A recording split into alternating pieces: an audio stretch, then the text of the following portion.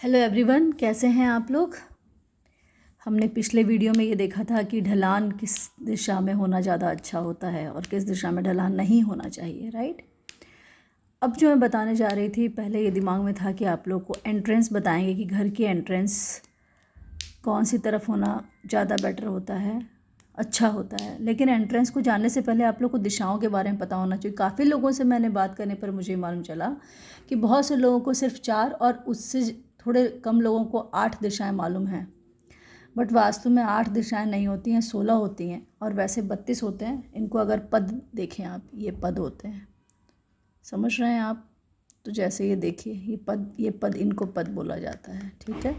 तो वैसे ये 16 दिशाएं होती हैं। ईस्ट देख रहे हैं आप, ईस्ट नॉर्थ ईस्ट देख रहे हैं, नॉर्थ ईस्ट देख रहे हैं, नॉर्थ नॉर्थ ईस्ट देख रहे हैं, नॉर्थ देख रहे हैं, नॉर्थ नॉर्थ वेस्ट देख रहे हैं, north west, west north west, west west south west, south west, south south west, south south south east and south east, east south east.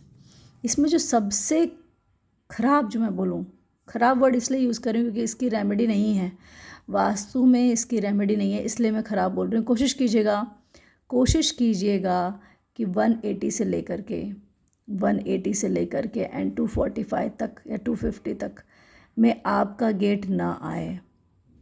इस चीज़ का ध्यान रखिएगा, मेन गेट इस बीच में ना आए। इट्स नॉट गुड, ठीक है। यहाँ तक अप्रॉक्स W2 तक, ठीक है।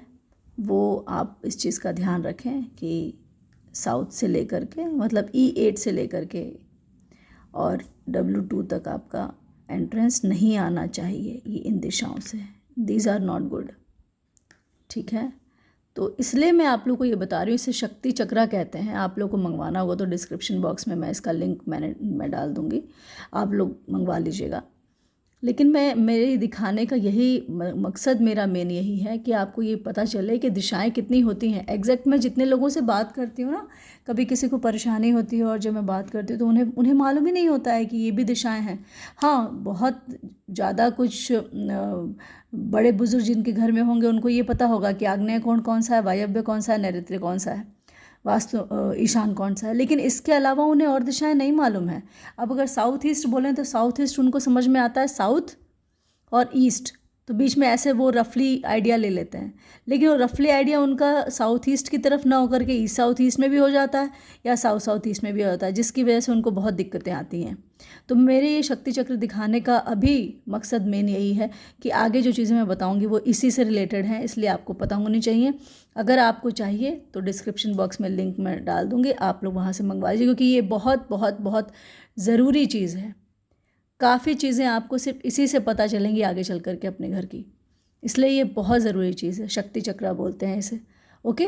तो नेक्स्ट वीडियो में मैं एक फ्लैट के मैप के ऊपर मैं इसको रख के बताऊंगी और कुछ चीज़ें और बताऊंगी आप लोग को, जिससे आप लोग कुछ हद तक अगर आप सीख पाए तो आप अपने घर की प्रॉब्लम को सॉल्व करना शुरू कर देंगे। पहले अपने ऊपर आजमाइए, फिर कहीं और आजमाइए। मेरा तो ये वो है। बाकी ठीक है, स्वस्थ रहिए, खुश रहिए, टेक केयर, बाय। मिलते हैं अगले वीडियो में।